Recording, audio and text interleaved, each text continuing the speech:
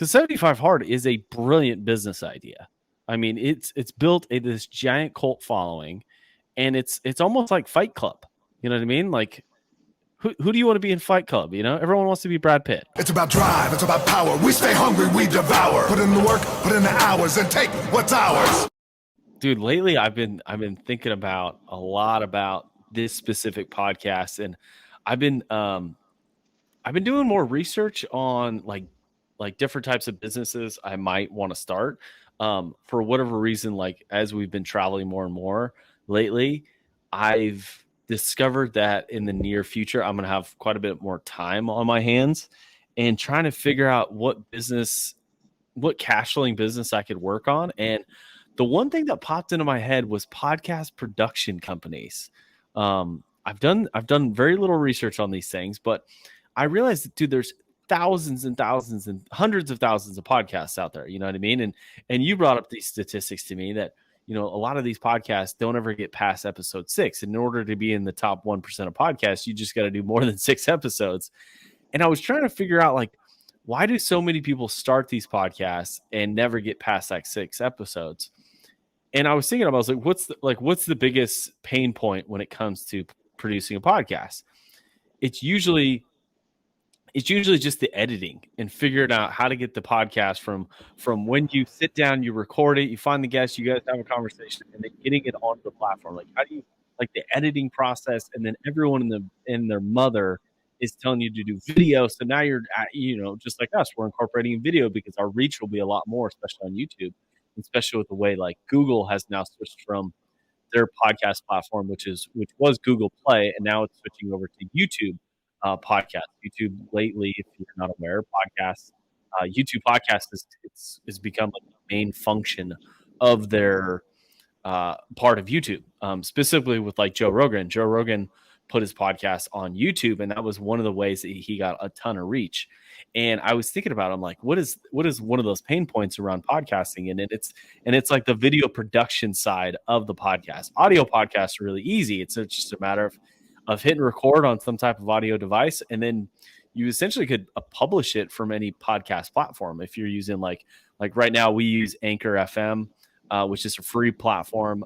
I've used, you know, things like Podbean before. I know Apple's got its own software. A lot of these podcasting software to record just audio is really easy, and you can upload them super fast. But having those intros and those outros and the advertisement placements, and then adding the video element to the thing makes it just a whole nother beast. And I started doing research, and I'm like, there might be an avenue, and it might be a business, or it might be, I guess it'd be a business, but like more of like an agency style business. And I wanted to run it I wanted to run it by you to see kind of your thought process on that. Yeah, I mean, I know, and this was years ago, someone that kind of did that, basically would just help people do a podcast, right? They'd be the kind of the co-host or just the person they're helping along to get it started and get them, you know, doing these episodes. Because I think what a lot of it too is, it's even more, for most people, even more basic than that. It's just doing it, right? They think, I mean, like, they don't even know as far as getting the microphone and setting it up on the computer. Like you just said, knowing to go to Anchor, and then you can record on there and do it all, right? I mean, there's older generations that don't, you know, someone maybe in their 50s or 60s that want to do it. They have this knowledge, but they don't even have that much, right? They're just not real good with their laptop in general. So I think it's even more, you know, more basic than just getting into the editing and all that stuff. It's just someone just needs that help, and they're willing to, there are people that are willing to pay for you to basically set it up. They just kind of show up, and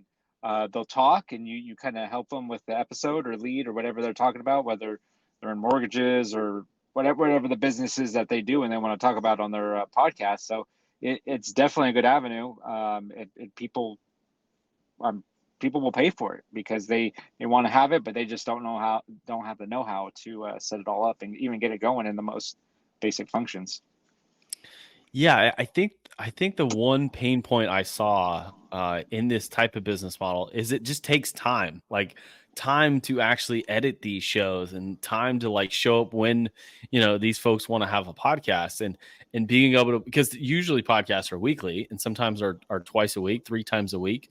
You know, that would probably be the biggest pain point, is just time. What are you willing to exchange your time for? What dollar amount? Because honestly, like if some couple of, super bodybuilder, I don't know, keto, vegan bodybuilders are doing a show about that particular topic, that's going to be incredibly boring for me. So I'm not really going to want to be there anyways. So I was thinking, I was like, what is the dollar amount? Like, what is that? What is that trigger? Is that something where, someone willing to pay $100 an episode, $200 an episode, $1,000 an episode? What is that price point where you kind of label that business at? And I was going to start doing some market research on that and just start contacting these podcasts, because the great thing about podcasts, it's all out there. Like you can contact, usually they've got an email attached to the podcast player. It's really easy to find these customers or potential customers. It's just a matter of, what package do you want to put together for them to make it work on both sides, financially also, but also as a business. You don't want to be, you don't want to be producing podcasts for people for, $6 an hour. That doesn't make any sense. That's not a good exchange for your time. Oh, definitely. And it just depends how much, right, production do they want? Do they want, basic stuff? Do they just want an audio episode? Do they want video? Do they want even that video you take? Do they just want the whole video on to YouTube, or do they want you to chop it up and make it into content? And I think, like you said, the time is the biggest thing, because even with the content, right, on anything that we do, I mean, that is, even chopping it down, putting stuff, producing it, which is hard. And especially when we're trying to go the Gary Vee route and put out multiple pieces of content on multiple platforms every day. I mean, it's just the time for that, right? Like even the 15-second clip of shooting it, and then just, the most basic editing that I do on my stuff, it still takes time to record it, to just edit it real quick, to post it to different, so it is one of those things that I think that a lot of people just, it is really setting aside the time, and it's hard for them to do it, especially if they don't have the know-how. Because then, for us, that maybe takes 5 minutes to do this one thing, could take someone that has no knowledge, it's taking them 30 minutes or an hour. They're just like, my gosh, Yeah. I'm supposed to do 10 of these a day. So it is one of those things that you're right. You want to make sure you have a good understanding of on both sides of what you are doing, what you are producing, and then the dollar amount, because, you want to charge a fair amount. And then so they know, so they see the value in it. And obviously it's worth your time to do it. Cause yeah, doing all that for $6 an hour, well, you can spend your time and make more money doing other things. Yeah. I could drive around California, picking up soda cans, and make more than $6 an hour. Oh, and yeah. I mean, you can stand outside a shopping center and make $100 an hour. So I could sell knockoff, Girl Scout cookies. There's all kinds of things that you could do to make more than $6 an hour. Oh, for sure. So I've been really thinking about this, and I wanted your take on how to go and get customers. Like, what would you do to go and get your first customer? Because the thing that I was thinking about is there's a lot of these, like, I don't want to say influencer types, but there's a lot of these influencer types like on Instagram, TikTok, where they are really only like singularly focused on one platform, and they're really trying to branch out onto YouTube, podcast platforms, because that's where your real value is. I mean, someone that flips through your 15-second clip, that's great, and they follow you, and that's perfect. But I know that the actual value of a YouTube subscriber or a podcast subscriber is way higher than it is a TikTok follower, or an Instagram follower, or a Facebook group person, because that dollar amount, if they're willing to sit through 40 minutes of your content, they're probably a true fan, and they're probably willing to buy anything that you're willing to sell because they've spent so many hours with you. The one idea I had was to be able to go and reach out to some of these influencers that have a giant following on Instagram or Facebook or wherever, and see who have kind of transitioned to YouTube, and then just reaching out to them, and not reaching out to them, but then just edit a show for them and send it to them already done. Yeah. I mean, if you're, I think more for the video side of it, or even content side, but I think for me, the first thing that just popped in my head is, okay, can you get on Reddit or some sort of forum, right, where someone's asking a question, right? This person posts a question, hey, how do I do this for a podcast, right? You'll get a bunch of answers, but that right there is a potential customer. They are actively looking, how do I start a podcast? How do I do this? So that right there is someone that, okay, that person has interest. You can reach out to them as far as, someone that wants to do podcasts, and really, and I'm starting at the base level. You're definitely talking about people that have a big following already, but I'm just like, the most I'm looking basic to go to person the top real fast, Nate. I'm not trying to start at the bottom. I don't want to, I don't want to help people start a podcast. okay. Because I think that's great. I think that's a cool avenue. I just don't know if, someone that is like you and I sitting here, like, Yep. what is, if we were going to pay a podcast editor, a video editor, I mean, how much, are we willing to fork out that dollar amount? And I think, is someone new in the new niche or whatever that's trying to get into podcasting or video podcasting, I think would spend some money depending on, the class of your customer. Oh, definitely. And yeah, I mean, right? Are they an entrepreneur? Do they have an established business? It depends, right? What is their topic that they're going after? Are they just a local at-home gardener that wants to start a podcast, right? Versus, or are they someone that has an HVAC company that has multiple locations, and right, and they just feel like they can have knowledge to pass on, and they want to do that. So yeah, it definitely depends, because even that, right, like for certain people, like if it's a business that wants to start a podcast, the owner, he's kind of using that, or some people use it as a lead gen, right? They're giving people advice on how to keep their home, well maintained for their HVAC or for their plumbing or whatever it is, right? But that also, by giving that information, well, people actually need something done. Where are they going to go? They're going to go to that plumber or that HVAC person. So it depends on what they're looking to do, right? We're just trying to help people. So we're here, we want to bring that value. We want people to take action, but at the same time, does this hopefully in the future, generate people that reach out to us for coaching, for whatever we can help them with, fitness, nutrition, whatever, learning how to have, revenue streams and be able to travel the world. So it's one of those things that it depends what the person is looking to do, and how much they're willing to spend. Now, how will it fail? Okay, because the one thing that immediately I was like, this is a great business. Like, I think this would be awesome, because I was already building out the business essentially. I would do the first like 5 or 10 customers, and as soon as we got to $5,000 in cash flow or profit, then I would just hire someone to do those other 5, and then I'd go find another 5, and then once we got to 10 grand or 15 grand, I would go and hire a couple more people. And I was listening to a show about AI, artificial intelligence, and I was like, what is the first thing that, what is the first place that AI is going to take over? And I'm like, they might be taking over podcast editing. Like, it might be one of those things it's going to get replaced sooner than later. Well, I mean, and that's what, right, when they were talking, I forget whose podcast I was listening to, and they were talking where they thought AI and all this was going to take the blue collar labor jobs, right? The robots, but where has it been taken over? It's been taken over creative, right? AI is generating these cool portraits, these cool paintings. They're they're generating copy. They're all this stuff that is kind of the creative stuff. Or those people thought they would be more safe, versus it's not. That's where it's actually going for first. The people that have the creative things that they're doing. So it is one of those things that it's interesting where AI will go, and something that I guess you have to take. But the whole thing is, we want to promote people, right? People actually doing stuff for you, not having the computer, and that's what makes our economy go, is hiring people, is having other businesses, going out and spending your money and doing things with people. Is it, Nate? Is it? Of course it is. Come on. So the only reason why I give you a little pushback on that is because if we could figure out how to have robots do all the things that no one else wants to do, I think we would then turn too creative, because we would have so much time on our hands that all we would be doing as a society is just trying to entertain each other.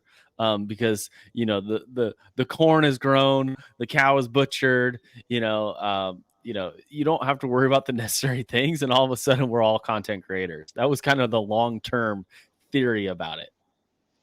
Yeah, but that I feel like that kind of goes down the rabbit hole of some other things that with going on, and what some of these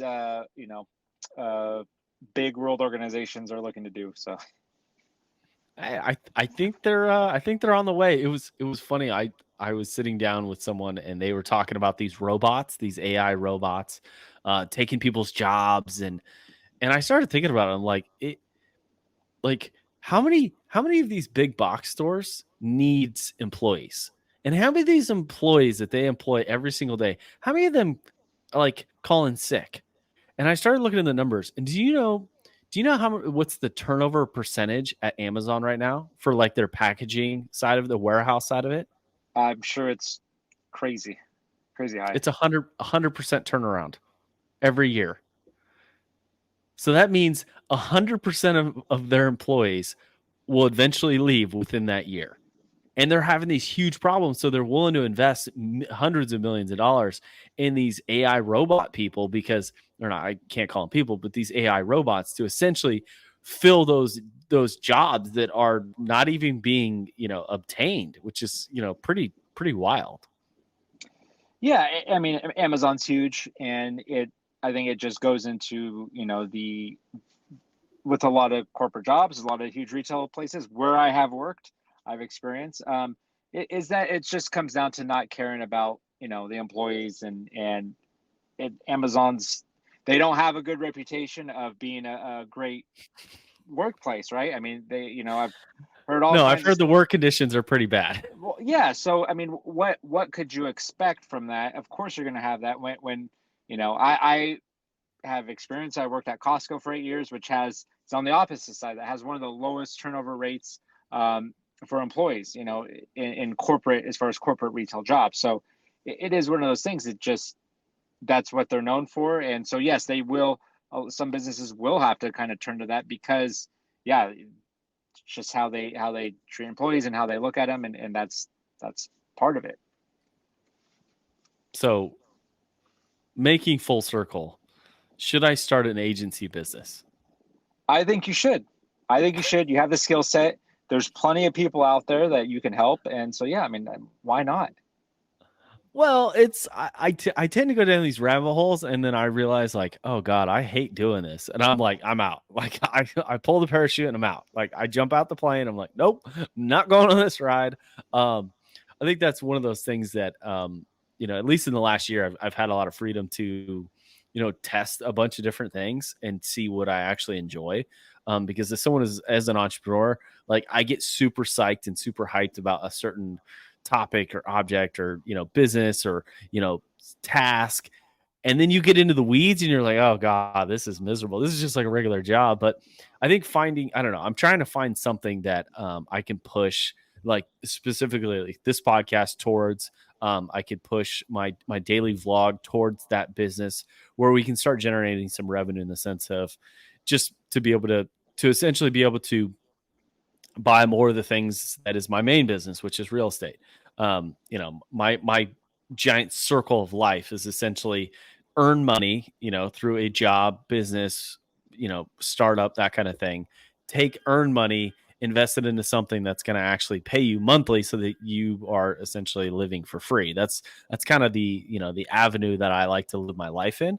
And as you increase cash flow through your investments, that's the money that you can spend. That's the money you're allowed to spend on liabilities, like, fancy trips, cars, crazy camera gear, I don't know what else I'm into. I like electronics, I guess. I don't know. I really want an electric skateboard. I've gone down that rabbit hole for the last like week. Is researching electric skateboards. I don't have a place to ride this electric skateboard, as I'm reminded by my wife, but it's one of those things that, I just have fun doing. Oh, for sure. You know what? You're in wonderful Florida right now. I'm pretty sure there's plenty of places to go ride around. It's kind of a beach type thing where electric skateboard. So I mean, I'm sure you can find some spots traveling around the U.S. Well, so that's another thing, Nate. I might not be in the U.S. Much longer. as everyone knows, we sold our RV like a month ago, and we've been traveling just the United States, kind of hotel camping, regular camping. The last podcast Nate and I did, that same night when we concluded the recording, my tent literally snapped in half and was no longer usable. So I had to go buy a new tent because we were in like this crazy windstorm that happened.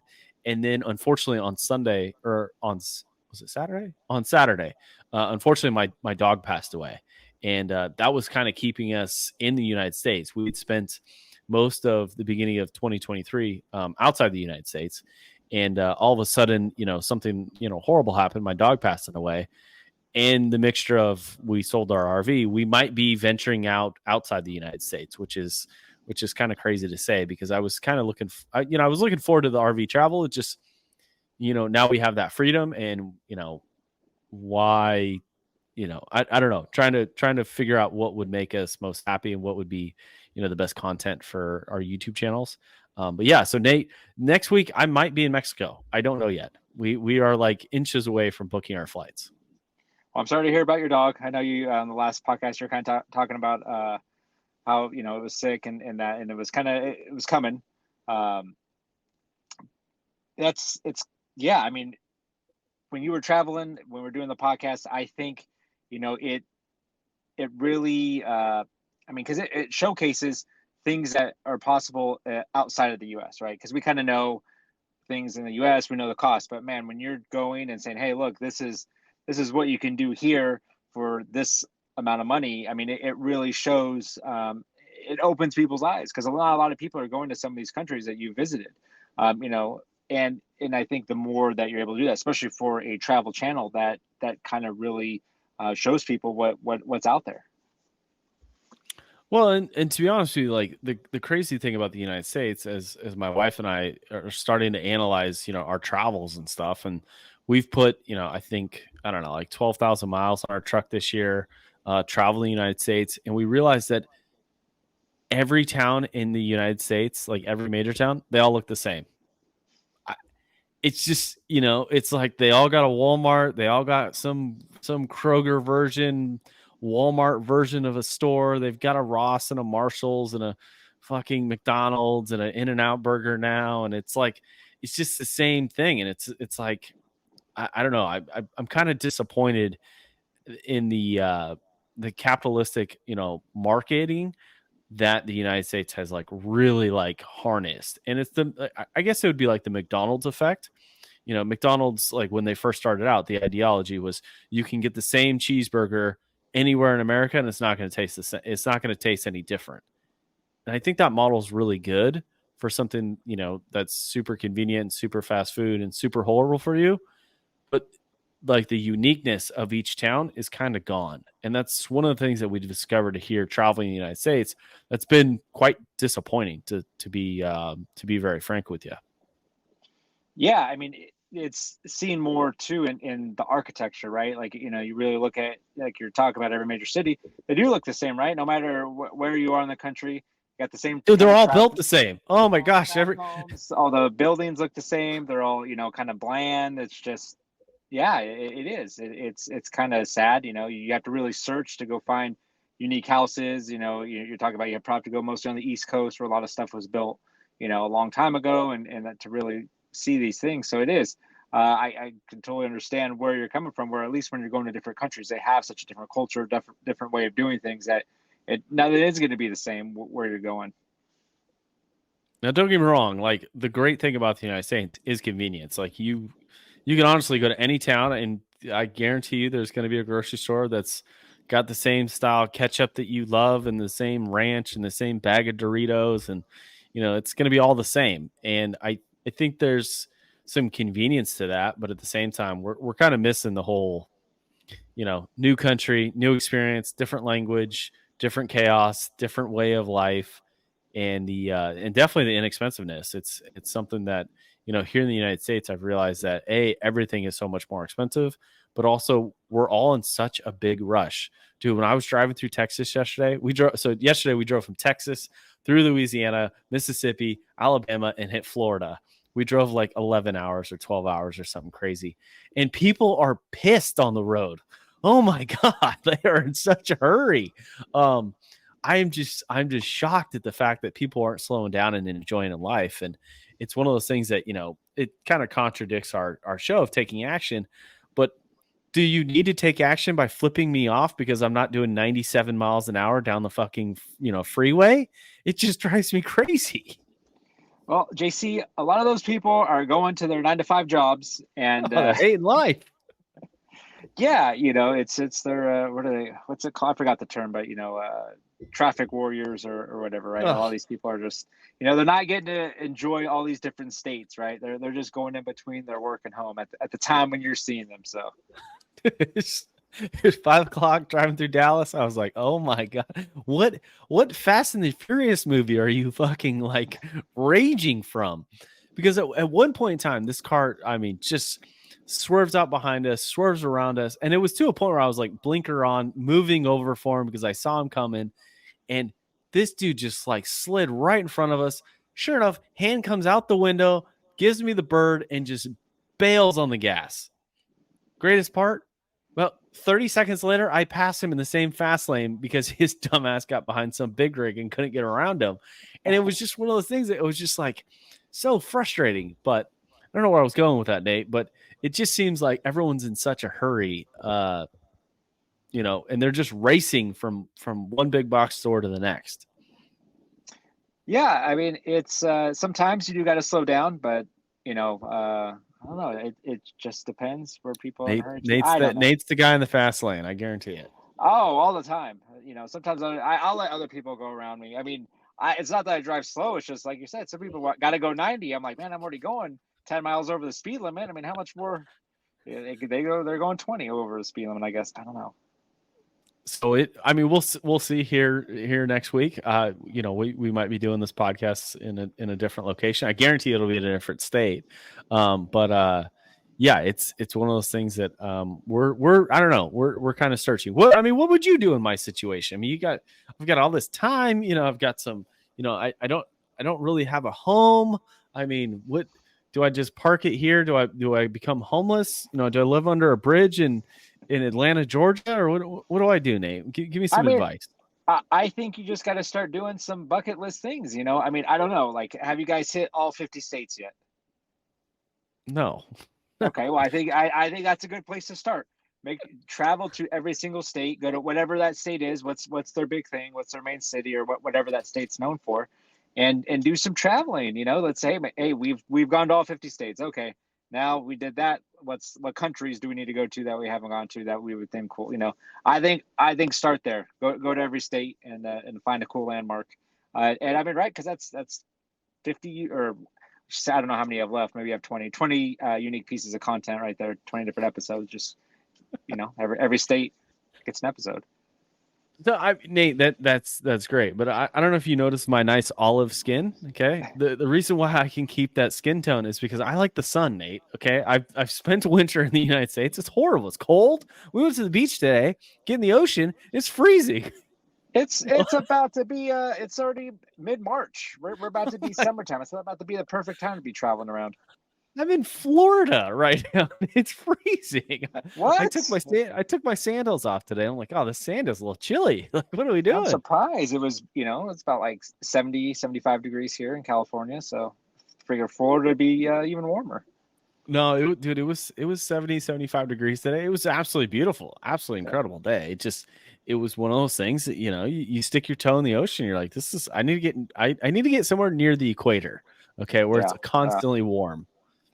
That's for sure. I mean, the ocean here on the West Coast is always cold no matter where you are. Even if it's 80 degrees, 85 degrees, you still step in that thing. It's ice cold still. So it's still, I was just there. It was almost impossible to get in the ocean. Especially, and what's crazy, I thought the West Coast only had great white sharks.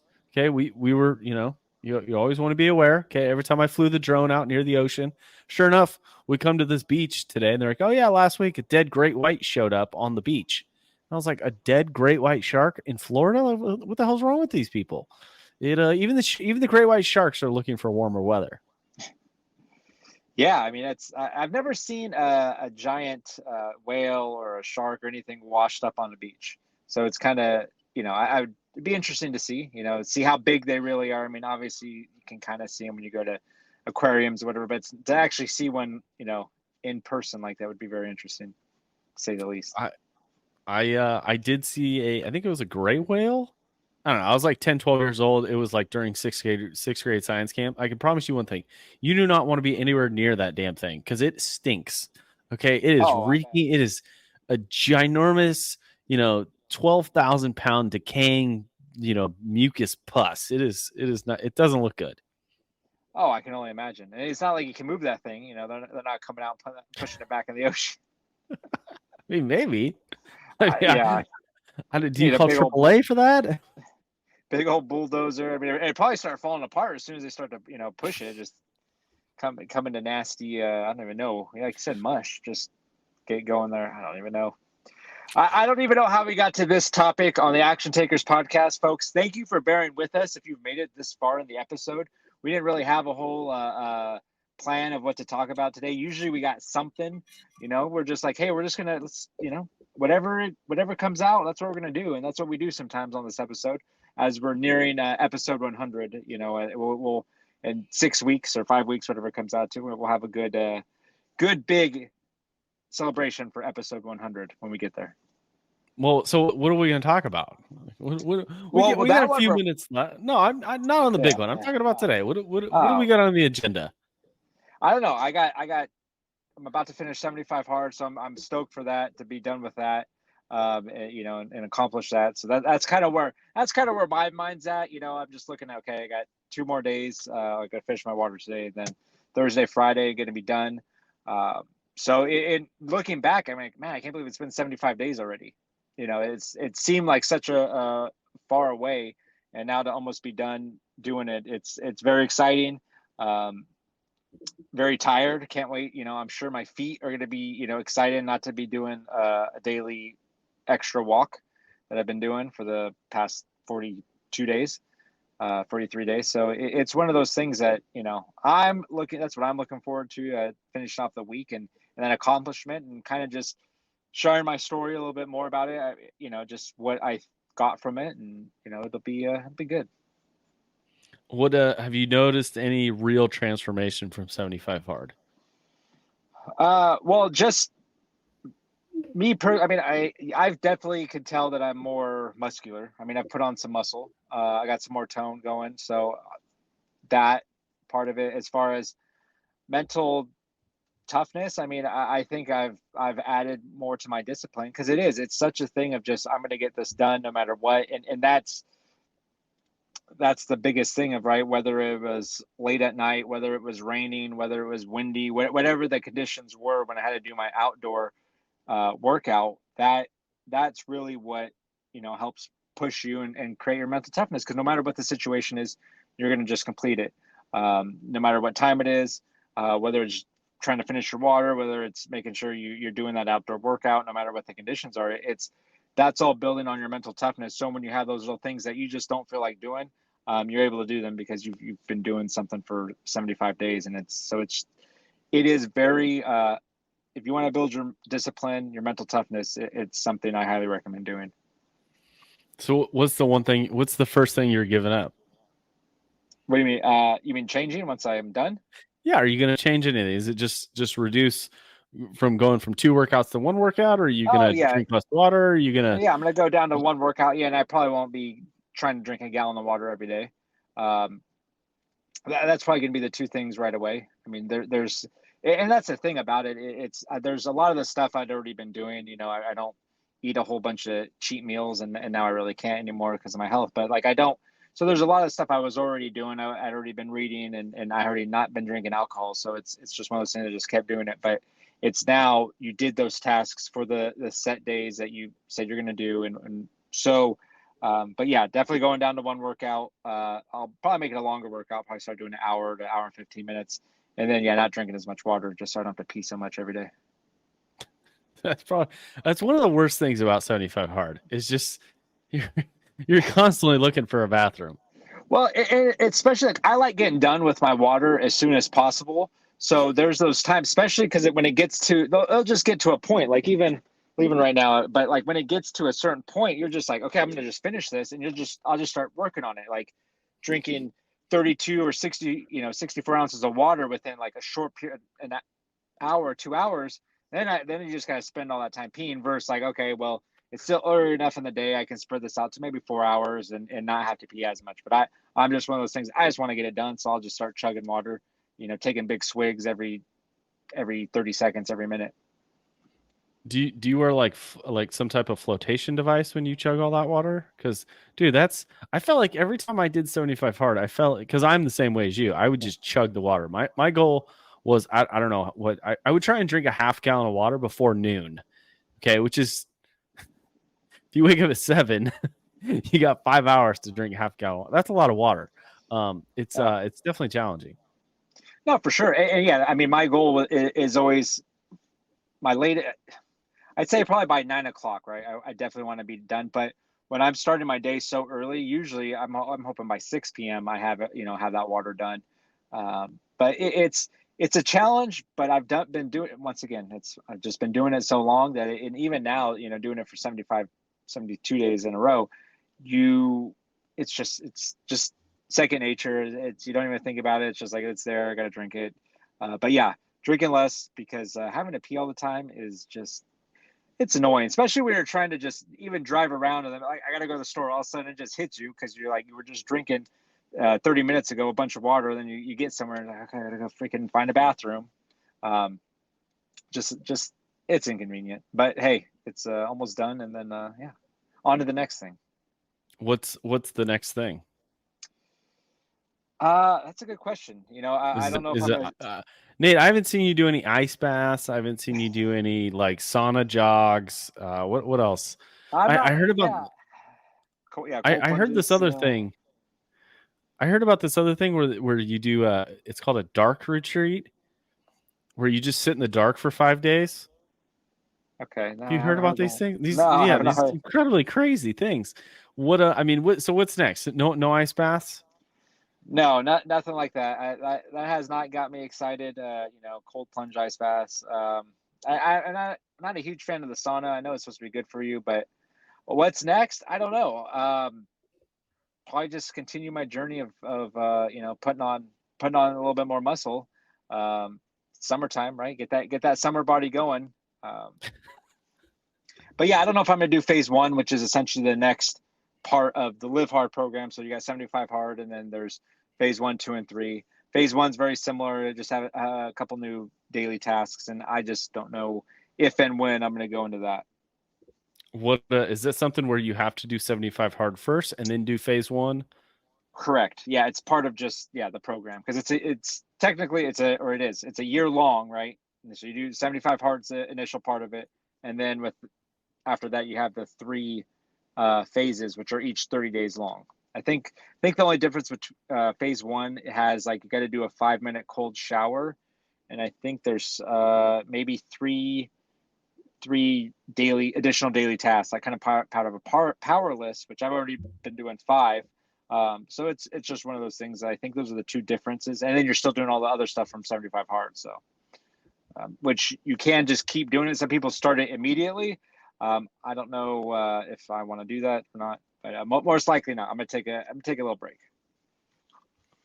It's let's see here.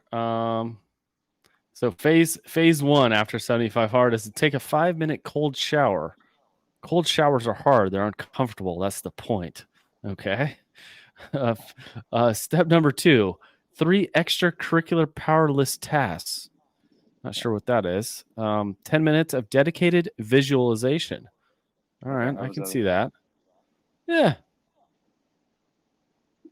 Yeah. So I mean, I and actually that's part of what I do daily is 10 minutes of visualization, and then 3 other tasks. So pretty much I've already been doing that. So once again, it's just except the cold shower thing. But that's just you know kind of continuing on.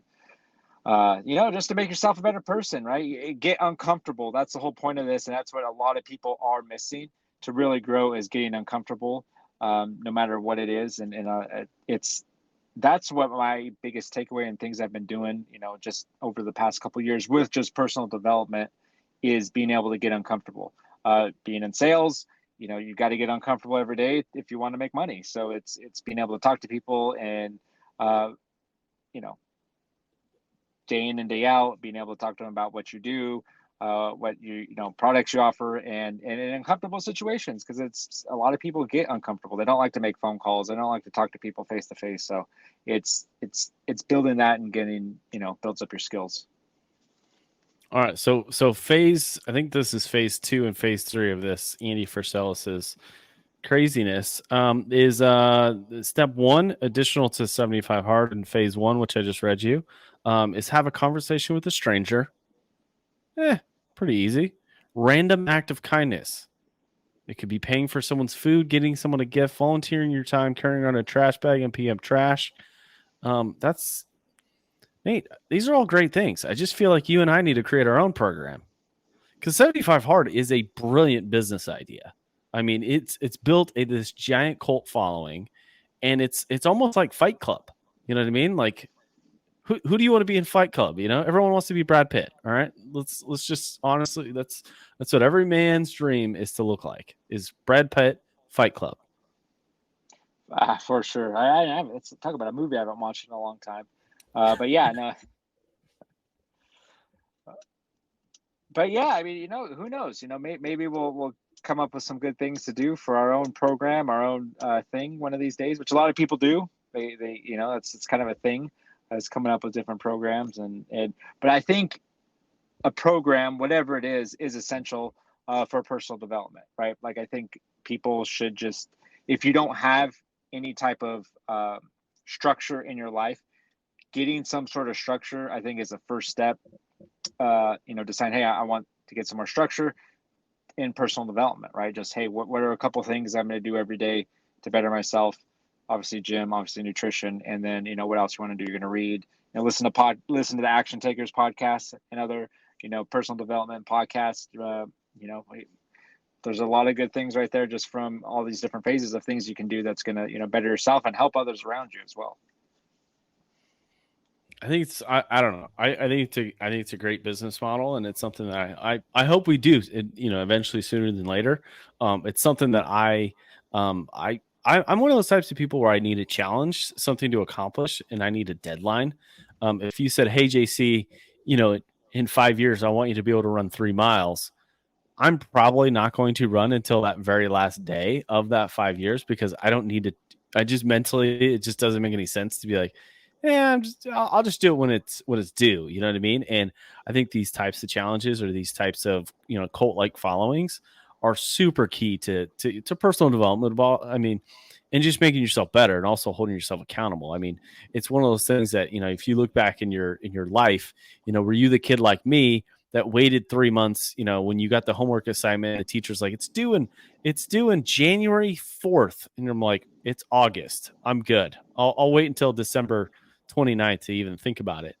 And it's one of those things that I need something that I don't need the deadline to be in 4 months. I need the deadline to be tomorrow.